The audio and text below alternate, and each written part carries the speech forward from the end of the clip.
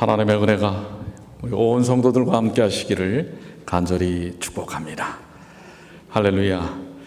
그 이름 높도다. 오직 예수. 아멘입니까?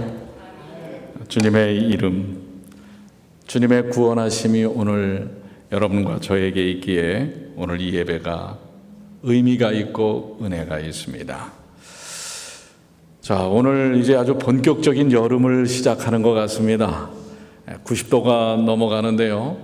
날씨가 이렇게 더워지면 더 나른하고 여러분들 피곤을 느끼시지요? 혹시 여러분들 지금 피곤하신 분들 계세요? 한 분도 안 계시네요. 예, 이따가 이제 조는 분들은 제가 깨우겠습니다. 그러면. 자, 어떻게 보면은 참 이 세상은 복잡다단합니다. 더욱이나 이제 날씨가 이렇게 더워져 가면 우리의 신체에 여러 가지 변화가 오고 부담이 옵니다. 그래서 요즘 피곤해 이런 말을 하는 소리를 많이 주변에서 듣습니다. 이분의 얼굴을 한번 보세요. 정말 피곤해 보이죠? 예, 초점 없는 눈동자. 누워있지만은 뭐 쉬는 것 같지가 않아요. 사람만 그러는가 했더니 동물도 그렇습니다.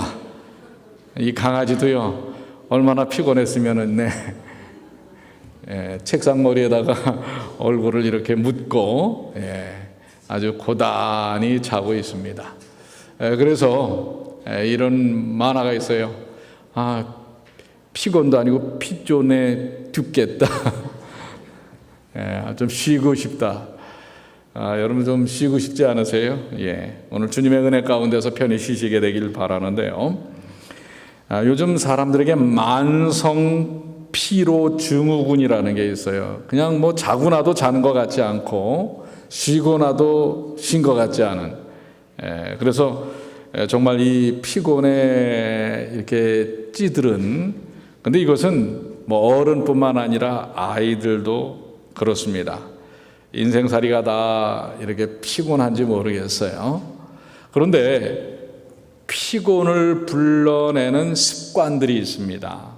그래서 제가 좀 찾아보니까 한 12가지로 어떤 분이 정리를 해놨는데요. 물을 많이 안 마시면 피곤합니다. 우리는 뭐 뉴스타트를 통해서 하루에 몇 잔 이상? 8잔 이상 물을 마시도록 권하고 있지요. 제가 얼마 전에 이 보험회사에서 건강검진을 하는데 이렇게 질문을 하더라고요. 하루에 몇 잔 정도의 물을 마십니까? 이런 질문을 해요. 건강에 상당히 수분이 공급되는 게 중요하기 때문에 그렇습니다. 여러분 피곤하시려면 물 많이 드시지 마세요. 그러면 피곤하십니다. 근데 반대로 피곤해서 회복되시려면 물을 많이 드시고요. 두 번째는 인스턴트 음식을 좋아하면 여러분들 피곤합니다.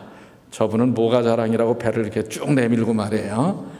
햄버거나 이런 프렌치 프라이라든지 이런 튀긴 음식들, 인스턴트 음식, 패스트푸드라고 그러죠. 이런 음식을 많이 잡수면 피곤합니다. 세 번째, 피곤하다는 이유로 운동을 하지 않으면 더 피곤합니다. 그러니까 여러분들 피곤하셔도 뭘 해요? 주기적으로 뭘 해야 돼요? 운동을 해 주셔야 됩니다. 자, 운동 많이 하시죠, 여러분들?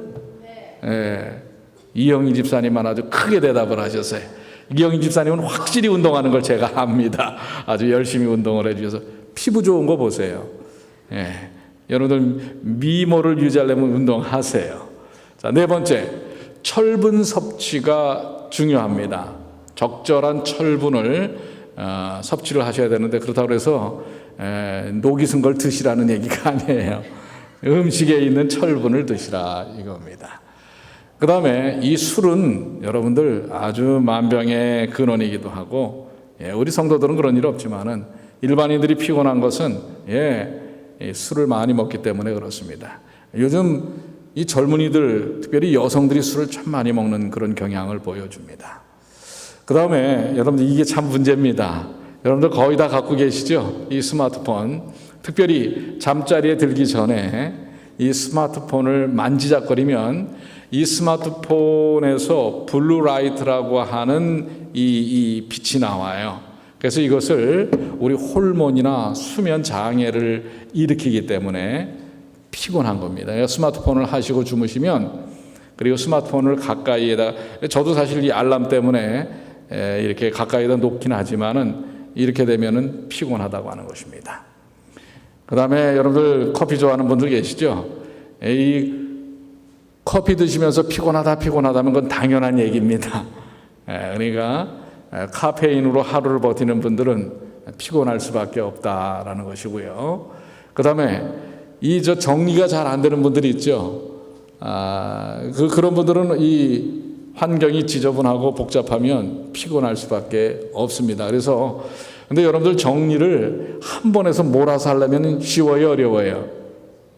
쉬워요, 어려워요?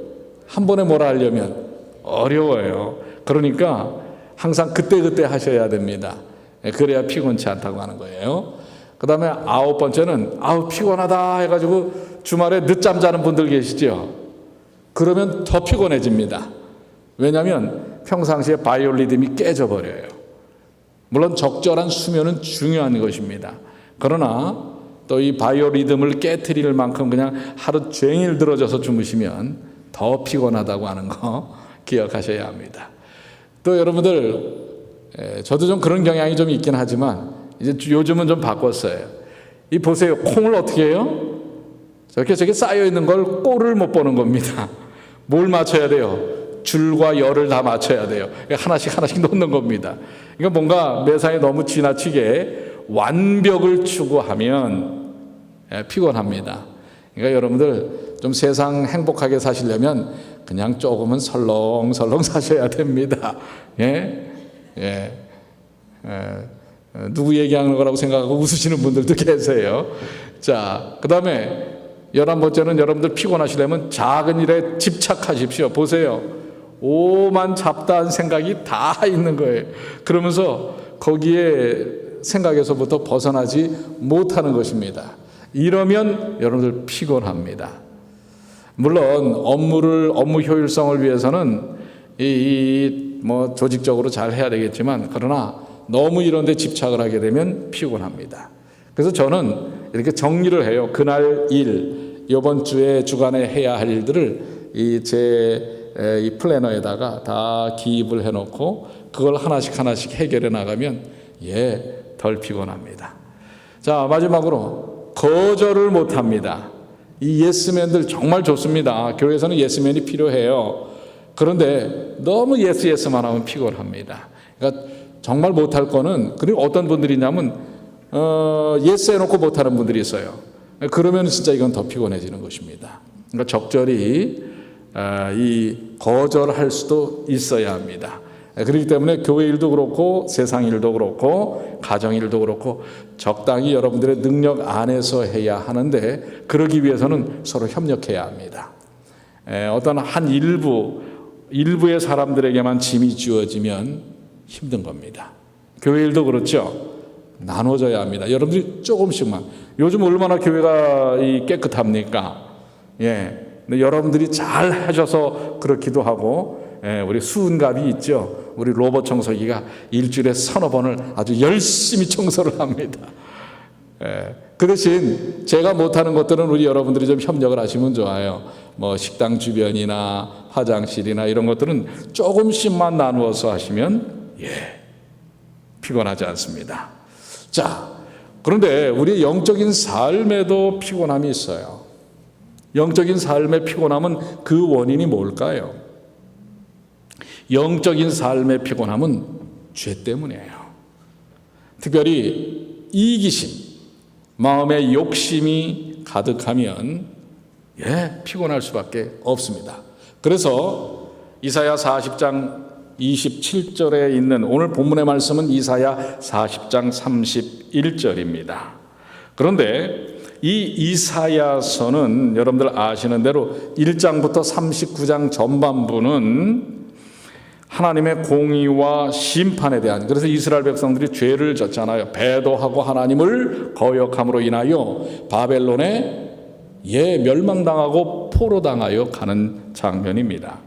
그 다음에 40장부터 66장까지는 그럼에도 불구하고 하나님은 그 백성들을 위로하고 또한 그들에게 희망을 심어주는 이사야 선지자를 통해서 메시지로 가득 차 있습니다. 왜요? 하나님은 사랑의 하나님이시기 때문에 그렇습니다. 그들 죄 때문에 그들이 그러한 어려움과 고난을 당하고 정말 피곤함 속에 쪄들어 사는 노예로서의 삶을 살지만 하나님은 그들에게 약속된 희망을 보여주십니다.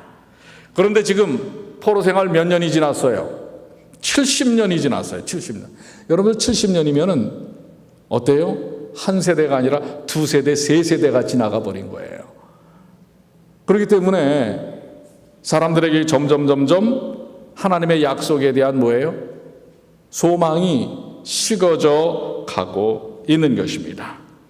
이럴 때 27절의 말씀, 야곱아 어찌하여 내가 말하며 이스라엘아 내가 이르기를 내 길은 여호와께 숨겨졌으며 내 송사는 하나님에게서 벗어난다 하느냐. 지금 그들의 절망을 얘기하는 거예요. 예? 그 지금 이스라엘 사람들이 뭐라고 생각하는가요? 예, 내 길은 여호와께 숨겨졌으며, 그러니까 지금 하나님께서 내게 길을 안 보여주신다 이러고 지금 백성들이 낙담하고 있다라는 얘기입니다. 내 송사는 하나님에게서 벗어났다. 즉 내가 갖고 있는 송사, 재판에 대한 문제들, 인생에 대한 문제들은 하나님에게서 벗어났다 하느냐.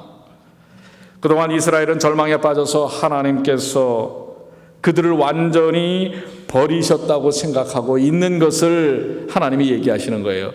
근데 그렇다는 얘기예요? 아니라는 얘기예요. 하나님이 이스라엘 백성을 버리셨어요? 버리셨어요? 안 버리셨어요? 오히려 그들의 인식 속에서, 이스라엘의 인식 속에서는 하나님의 사랑과 섭리에 대한 손길을 잊어버리고 있지만, 소망을 하나님께 두지 않지만 하나님은 그들을 잊어버리시지 않았습니다. 하나님은 여전히 그들을 사랑하시고 이사야 선지자를 통해서 그들에게 내가 너희를 사랑하고 너희를 인도하여 낼 것이라고 하는 희망의 선포를 하고 계시는 것입니다. 오늘 여러분들 혹시 인생의 영적인 삶, 육적인 삶에 피곤하고 지쳐서 하나님 정말 왜 제 삶의 길을 감춰 놓으셨습니까? 앞이 안 보입니다. 그리고 내 이 인생 문제에 있어서 하나님이 나의 왜 변호자가 되어주시지 않습니까? 이렇게 혹시 여러분들 낙담하고 계십니까? 여러분들 제일 큰 문제는 희망을 저버릴 때 제일 큰 낙담이 오는 것입니다. 예, 희망이라는 게, 꿈이라는 게 얼마나 중요합니까? 이번에 우리 한국과 독일이 여러분들 월드컵에서 9-4-1생 한 번 이기지 않았습니까? 근데 언제 골을 넣었어요? 언제 골을 넣었어요? 제가 가장 인상에 깊은 장면이 하나가 뭐냐면 마지막 골이에요. 이제 인저리 타임, 시간은 다 지났잖아요. 더 추가로 주어지는 몇 분간의 시간 속에 두 골을 넣었는데 어쨌든 첫 번째 골은 참 잘 넣었어요. 근데 두 번째 골에 저는 감동을 받은 게 뭐냐면, 예, 이쪽 독일이 너무 지금 급하니까, 예, 골키퍼까지 다 한국 진영으로 넘어와 버렸잖아요. 텅 비어 있어요. 그런데 이쪽에서 우리 수비수가 볼을 뻥 때려주니까 손흥민이라고 하는 선수가, 근데 그 볼의 속도가 상당히 빨랐어요. 그냥 흘러가 버릴 수 있는 상황인데 얼마나 열심히 뛰던지 저거 볼을 잡을 수 있을까 했는데 막판에 따라잡아서 골문 안으로 툭 쳐넣지 않습니까? 끝까지 뭐 하지 않는 거예요? 포기하지 않는, 끝까지 그 볼에 대하여 집중하고 포기하지 않는. 여러분들, 우리가 뭔가 삶에 대한 의미와 희망을 포기해버리면, 근데 참 좀 낯이 간지럽긴 해요. 그렇게 해서 이겨놓고 한국은 무슨 영웅들이 된 것처럼 지금 그렇게 치왕을 합니다. 근데 다른 것보다는 끝까지 최선을 다하는, 포기하지 않는 삶, 이것이 오늘 우리 그리스도인들에게 있어도 정말 필요합니다. 끝까지 뭐하지 않는, 포기하지 않는, 하나님께서 우리를 향한 사랑에 대하여, 손길에 대하여, 여러분 혹시 오늘 좀 피곤하고 지친 삶의 무거운 짐 속에 있다 할지라도, 일상은, 내 인생은 피곤함에 쪄들려 있는 것이라 할지라도 오늘 분명히 본문의 말씀은 약속하십니다. 우리 한번 다 같이 읽어볼까요? 오직 여호와를, 시작. 오직 여호와를 앙망하는 자는 새 힘을 얻으리니 독수리의 날개치며 올라감 같을 것이요 다른 박질하여도 곤비지 아니하겠고 걸어가도 피곤치 아니하리로다. 아멘입니까? 그렇습니다. 여기 여러분들, 이 앙망한다, 앙망하는 자, 여호와를 앙망하는 자는 새 힘을 얻겠다고 하는 것입니다. 모든 곤비함과 피곤함에서 벗어나는 것입니다. 그런데 여기 앙망하다라는 말은 간절히 기다리며 사모한다 라는 뜻을 갖고 있기도 하고요, 원어적으로는 비틀어서 하나로 묶는다. 여러분들 이제 새끼를 꼴 때 어떤 근 밧줄을 저갈 때 여러분 일자로 쓰지 않지 않습니까? 몇 개의 가닥을 어떻게 해요? 비틀어서 하나로 묶는 것입니다. 이게 앙망이에요. 여러분의 삶의 요소들을 비틀어서 하나로 묶는 것입니다. 즉 우리의 뿔뿔이 흩어질 수 있는 신경과 환경과 여건들을 다 한데 비틀어 묶어서 하나님을 향하여 고정하는 것입니다. 이것이 바로 앙망한다라는 뜻입니다. 모든 생각과 의지와 관심을 비틀어 묶어서 한 곳에 집중하는 것. 앙망한다가 무슨 뜻인지 이해하셨죠? 이해하셨습니까? 한데 비틀어 묶어서 집중하는 것입니다. 오직 여호와를 앙망한다는 것은 절대로 딴 생각을 하는 것이 아닙니다. 한눈 팔지 않고 오직 하나님 한 분만을 사랑하고 그분에게 소망을 두고 그분의 마음과 뜻과 힘을 집중시켜 쏟아 붓는 것을 말하는 것입니다. 여러분, 우리의 삶에 곤비함과 피곤함을 푸시려면 하나님께 모든 것을 묶어 집중하시게 되기를 바랍니다. 우리는 피곤을 물리칠 뿐만 아니라 이럴 때 진정한 새 힘을 얻게 되는 것입니다. 그래서 이사야는 이 메시지를 전하면서 결론적으로 하나님을 바라보라고 얘기하는 것입니다. 이 모든 삶의 형편을 보지 말고 하나님을 바라보라.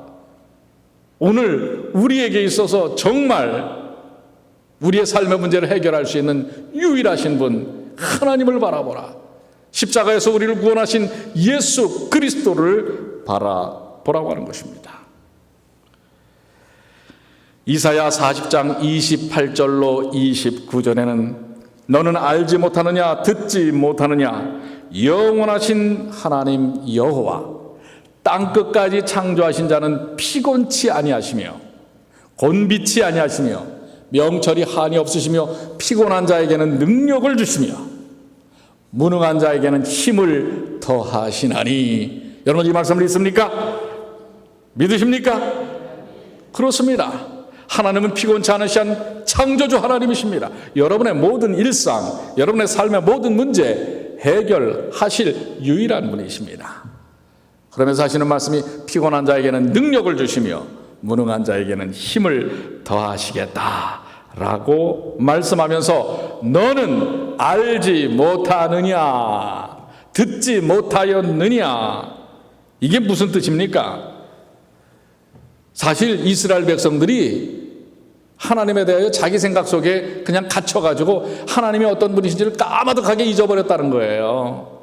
그리고 자신의 지식과 생각 속에 갇혀있는 이 모습을 하나님이 지적하시는 거예요. 너는 알지 못하느냐. 그래서 우리들 향해서도 말씀합니다.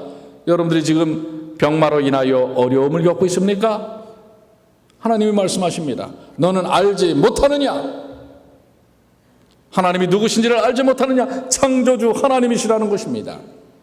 모든 인생의 피곤함 가운데서, 자, 우리가 사실은 질병을 가지면 곤비해요, 곤비하지 않습니까? 피곤해요, 피곤하지 않습니까? 참 인생이 힘든 것입니다. 그런데 이 모든 것을 어떻게 하시겠다고요? 거기서부터 능력을 주시며 힘을 더하셔서 해결하시겠다고 하는 것입니다. 내가 진짜 하나님을 모르고 내가 만든 상처의 인식 속에만 빠져 있다면 문제가 해결되지 않는다는 것입니다. 여러분들, 하나님을 바라보십시오. 이사야 40장 7절에 풀은 마르고 꽃이 시듬은 여호와의 기운이 그 위에 불미라. 이 백성은 실로 풀이로다. 지금 70년 동안 포로 생활을 하고 있는 이스라엘 백성들이 생각할 때 바벨론은요, 그 문화가 찬란합니다. 예. 여러분들 맨하탄에 간 큰 교회 있지 않습니까? 지금도 이 200년 이상을 짓고 있는 성공의 교회. 들어가 보세요.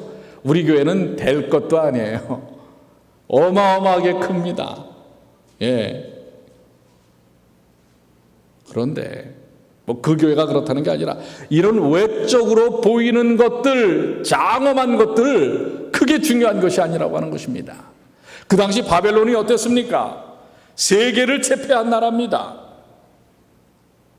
그 바벨론 성은 이 매질을 금으로 했어요. 금으로. 그래서 해가 뜨면 말입니다, 멀리서 보면 아주 그냥 황금빛으로 찬란히 빛나는 대단한 나라였어요. 그런데 하나님께서 뭐라고 말씀하셨어요? 풀은 마르고 꽃이 시들면 여호와의 기운이 그 위에 불미라. 그래서 이스라엘 백성들은 그 정말 장대한 바벨론의 포로로 노예로 살고 있는 거예요. 얼마나 처참합니까? 그런데 하나님이 그들에게 약속하시는 거예요. 풀은 마르고 꽃이 시들면 그 세상적인 것들이 다 사라져 버릴 것이라는 이야기를 하십니다. 그런데 그렇게 됐습니까? 안 됐습니까? 예, 그 대제국 바벨론은 불과 100년의 역사 속에서 사라져 버리고 마는 것입니다. 그리고 그 후손이었던 느부갓네살의 영광을 재현하겠다고 하는 사담 후세인도 결국은 뭐예요? 한낱 이슬로 사라져버리고 만 것입니다. 그렇습니다. 이 땅의 것들은 찬란해 보이지만은 한순간에 들풀로 사라져버리고 마는 것입니다. 그러나 40장 8절 이어서 뭐라고 말씀하십니까? 다 같이 한번 읽어볼까요? 꽃은 시작. 꽃은 마르고 풀은 시드나 우리 하나님의 말씀은 영원히 서리라 하라. 아멘입니까? 그렇습니다. 꽃은 마르고 풀은 시드나 하나님의 말씀, 하나님의 영광, 하나님의 능력, 하나님의 은혜는 영원한 것입니다. 오늘 여러분과 저를 향한 하나님의 놀라운 권능의 손길은 영원하시다는 사실을 기억하시게 되길 바랍니다. 그분에게서 새 힘을 얻으십시오. 그 위대하신 하나님을 통하여 여러분들 삶의 피곤함에서 벗어나시게 되기를 바랍니다. 많은 사람들은 자기 자신을 살피면서 오늘날 OECD 국가 중에서 한국이 자살률 1위입니다. 지금 이민사회, 미국에 있는 이민사회 속에서도 자살률 지금 1, 2위를 우리 코리안 그룹이 차지하고 있는 것입니다. 왜 그럴까요? 그런데 사실 우리 한국 사람들이, 미주에 있는 한국 사람들이 예수님을 제일 많이 믿습니다. 제대로 믿어야 하는 것입니다. 정말 하나님을 앙망해야 하는 것입니다. 그저 겉모양만 크리스찬이 아니라 진실로 하나님을 모든 삶의 정서와 생각과 뜻과 의지를 다 묶어서 하나님께 고정해야 하는 것입니다. 오늘 여러분의 삶이 곤비하다면 우리는 마음을 돌이켜서 하나님을 향하여 온전히 우리의 생각과 뜻과 관심을 고정시켜야 할 것입니다. 여호와를 앙망하라는 말은 비틀어서 하나가 되라고 했고 한 곳을 집중하라고 그랬죠. 이걸 고정이라는 말로 바꿀 수도 있는 것입니다. 어떤 폭풍이 치고 바람이 불어도 하나님을 신뢰하고 하나님께 고정하는 것입니다. 하나님은 창조주 하나님이십니다. 하나님은 땅끝까지 창조하신 분이십니다. 그분은 영원하신 분이요 우리를 사랑하셔서 독생자 예수 그리스도를 십자가에 허락하신 우리의 아버지 하나님이십니다. 그 하나님을 믿으시고 그 하나님을 우리의 삶 속에 주인으로 온전히 모시는 앙망의 삶을 사시게 되길 바랍니다. 그럴 때 하나님은 우리에게 새 길을 열어주시고 새 방법을 주시고 전혀 예상치 못했던 새로운 길들, 새로운 해결책들을 우리에게 허락하시는 것입니다. 그래서 이거를 지금 뭐라고 세 가지로 표현하고 있어요?